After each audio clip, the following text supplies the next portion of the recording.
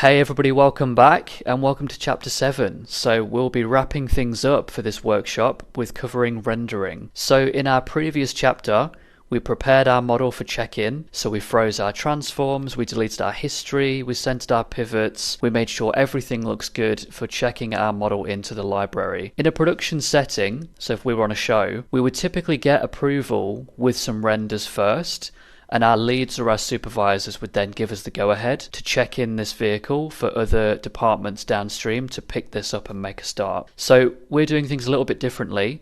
We've prepared our model for check-in, and now we're going to be wrapping things up with some nice renders. So in this chapter, I'll just be showing you a few simple methods for getting something quick and something clean and nice to present. And this would be the way that we would do things with every asset on a show typically. So for example, we'd have the same backdrop, we'd have the same lighting rig usually, we'd have the same HDRI, and that's important because we want to be able to have that consistency across our asset library. So every time we show an asset, we're typically expected to present it in the same way.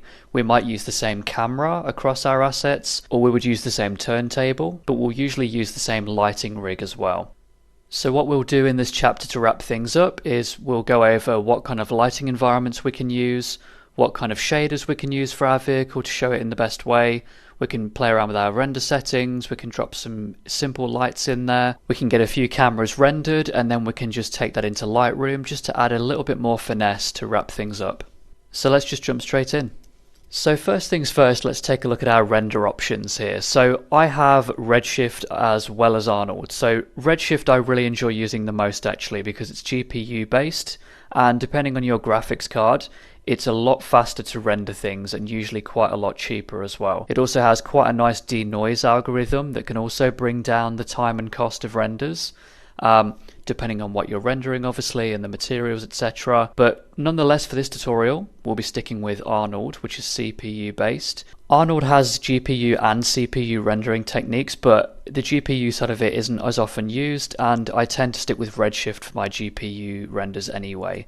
So for Arnold, the CPU side is great, and that's what we'll be using for this tutorial.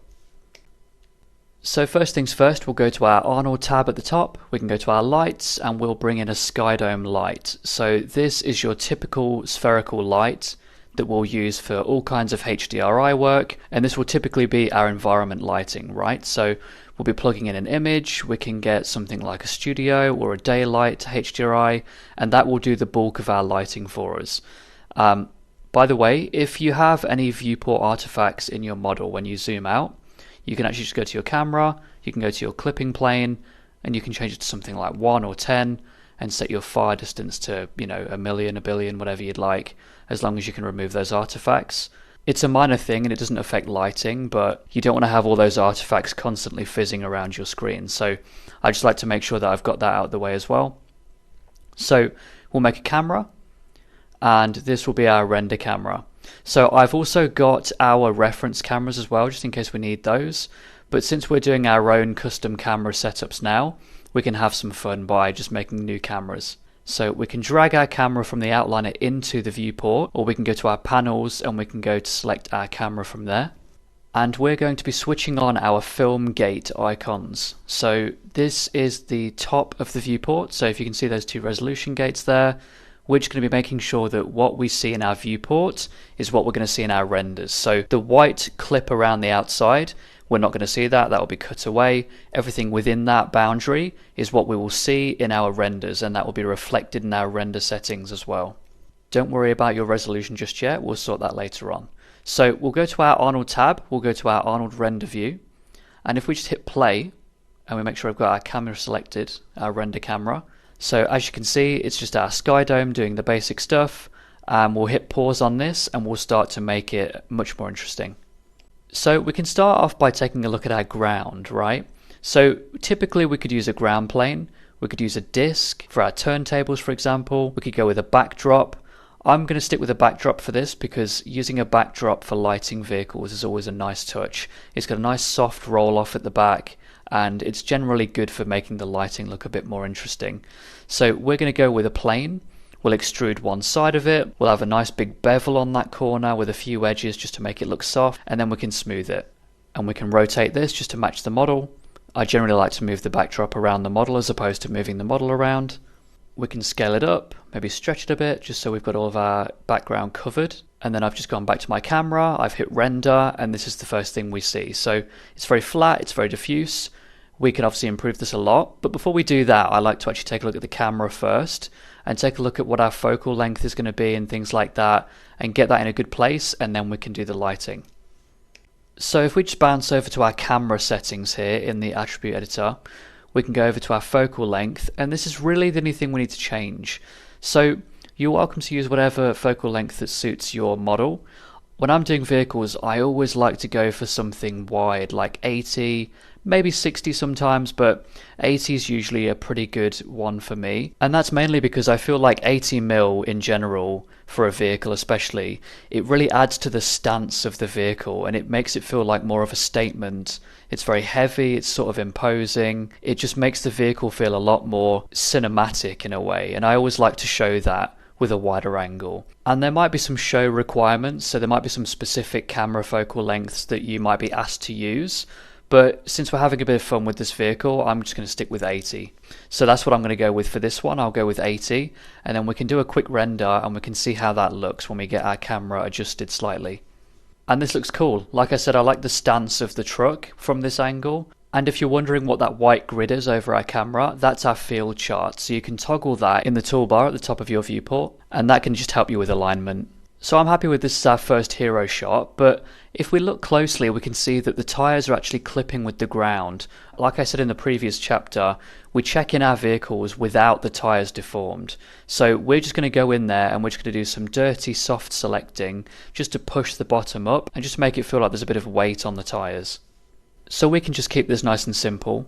We can just use some soft selection and we can just push that up a tiny bit just to make it feel like there's some deformation, since there isn't much in the reference anyway. But we can roll that out to the rest of the tyres. We can alter our ground plane slightly to match it. We can hit render and it just looks a bit better now. You've got some subtle deformation at the bottom. And we can test all 4 of the tyres. And yeah, that looks better. We've got that subtle deformation there and it just feels a bit more natural. And I think what would also be cool is if we rotated those front wheels as well, just to make it feel a bit more like it's been driven onto the set. So we can sort of just rotate them slightly, just at a nice angle so they can look cool on the camera. Yeah, nice. So we've got a good pose going on here now. So now we can go on to subdividing our geometry. And at the moment, nothing's subdividing in our renders because it's not subdivided in the viewport. So typically we'd select all of our geometry, we'd hit 3, that would make everything subdivided, and then we can hit render. So there's another way we can do this without making things slightly heavier than they need to be. We can keep our geometry unsubdivided in our viewport, but we can subdivide it at render time. So one way we could do this is we could go to the attribute editor of our geometry and we could turn on smooth at render time in our smooth settings. But unfortunately, you can't apply this to multiple pieces of geometry. You have to actually do that piece by piece. So the way we're going to do this is we're going to use the attribute spreadsheet. So all we need to do is just select all of our geometry in the viewport. We can go up to our windows and we can go down to the general editors and we can go down to attribute spreadsheet.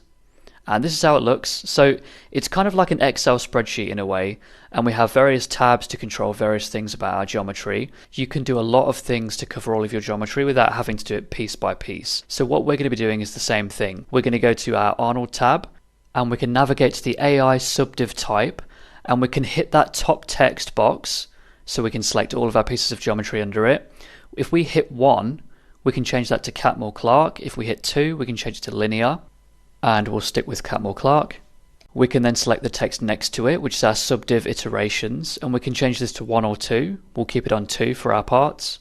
And then we can hit enter, we can close this, we can re-render it, and all of our geometry is a lot smoother now in our renders. It just makes things a bit easier with rendering, so you don't need to do this if you've got a simpler prop or anything like that, but when you've got hundreds or thousands of pieces, it just makes things a bit easier to do it that way. I think our geometry is in a good spot right now, so we can go to our lighting, and we can go to the sky dome attributes, we can take a look at our colour at the top, and we can plug an HDRI image into this, so this will drive the lighting for our scene. And I'm just going to use a HDRI that I already had in my library, and we'll hit render on this.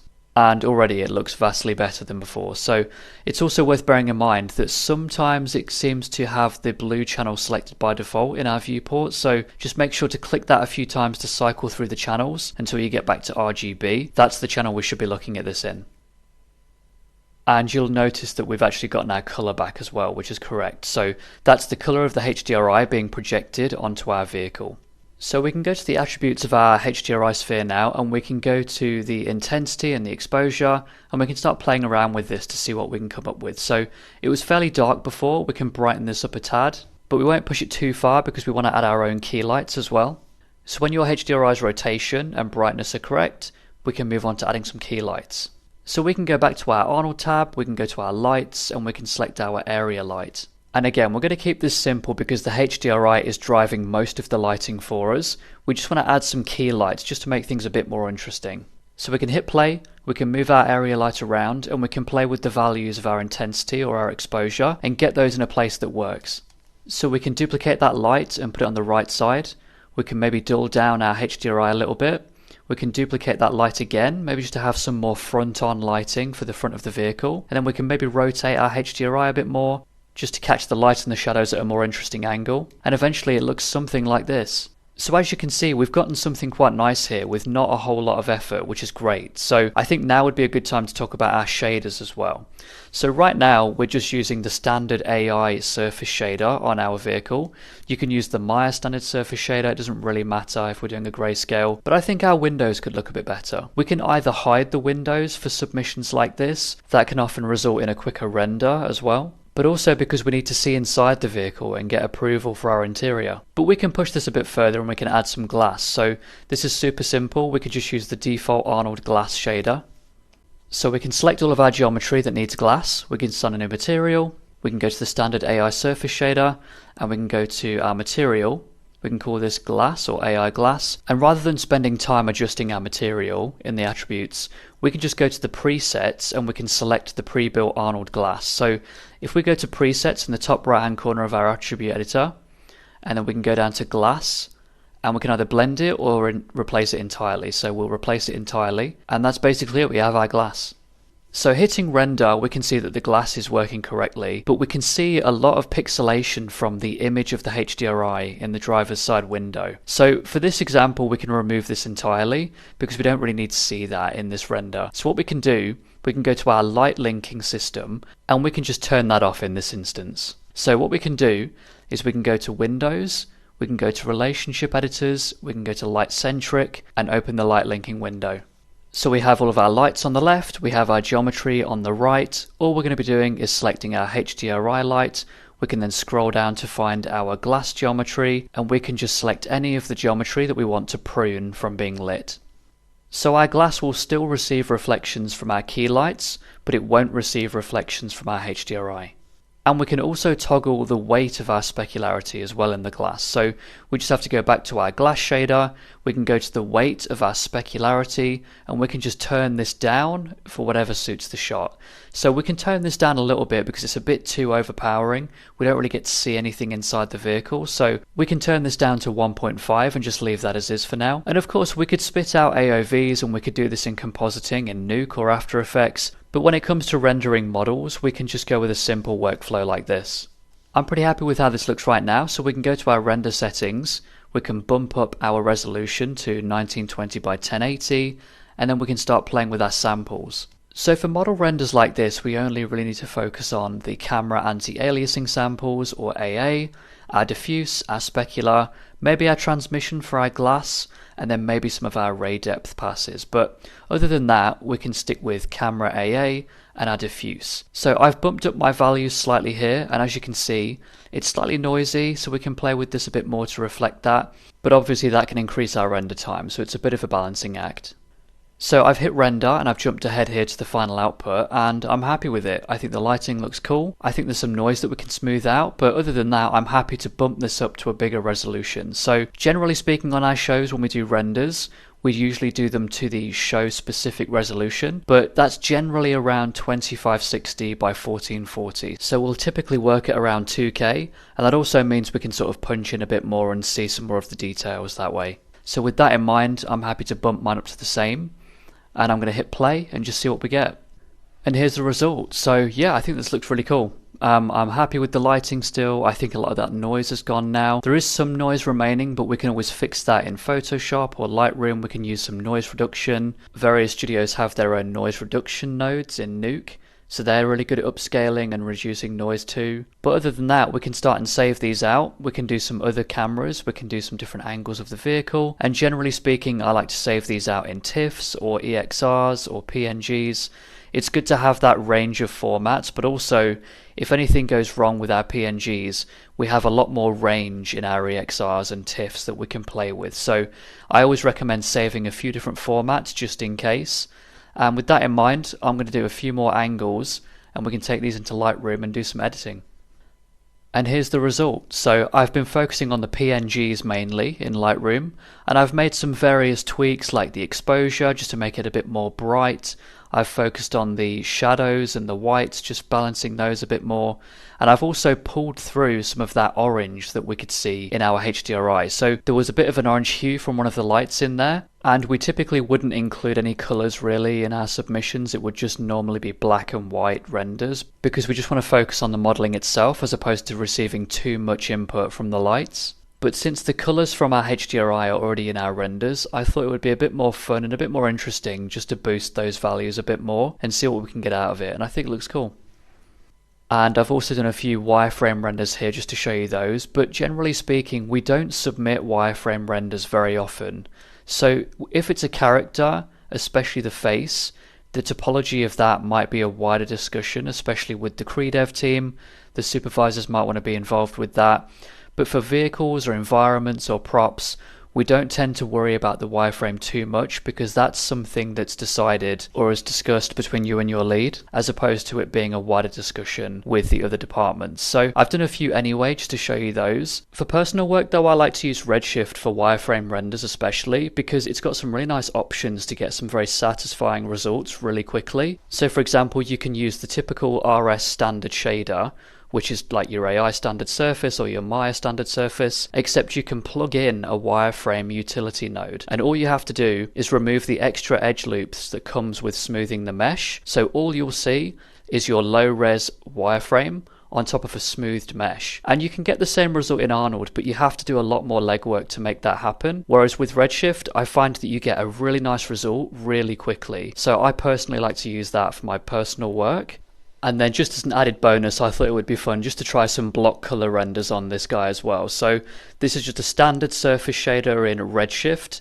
I've colored it orange and I've turned the roughness down to about 0.3 so we can get more of a sweep of our specular highlight on those panels. And it looks super cool. I love doing stuff like this. So I'd recommend just playing around with colors and things too.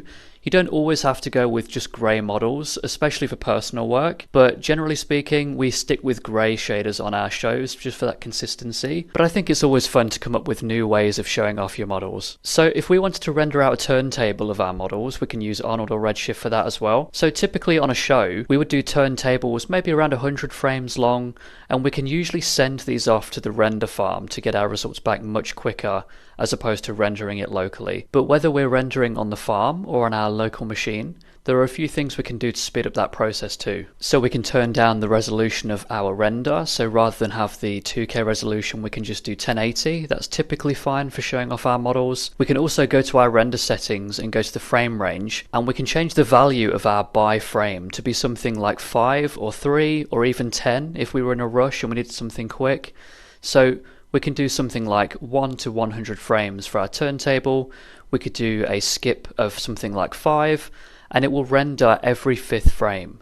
So you'll have more of a stepped turntable, but you can also still get all of the information you need to present within that turntable much quicker.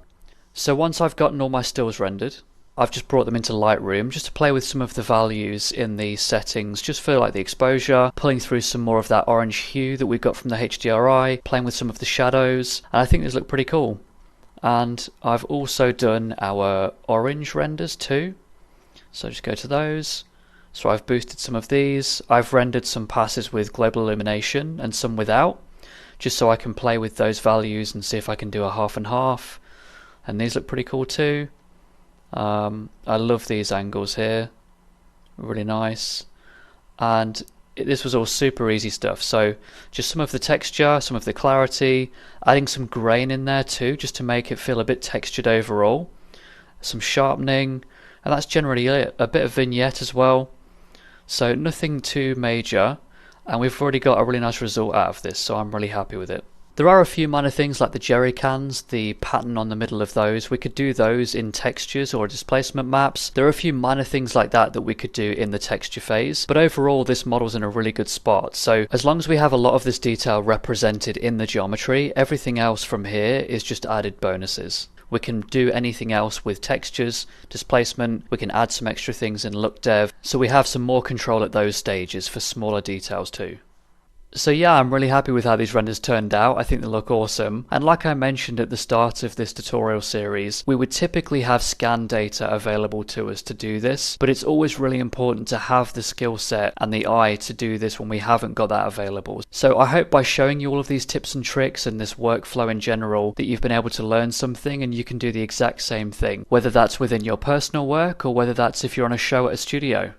And I've certainly enjoyed modelling this vehicle. I think it's badass. And if this was a show that I was on and I was doing this model, I would be super excited to see this in shots and ultimately see it on the big screen at the end. And that is the joy of what we get to do as a career. So I hope you had fun watching this series. I really enjoyed making it. And thanks a lot for following along. And I'll see you next time. Cheers.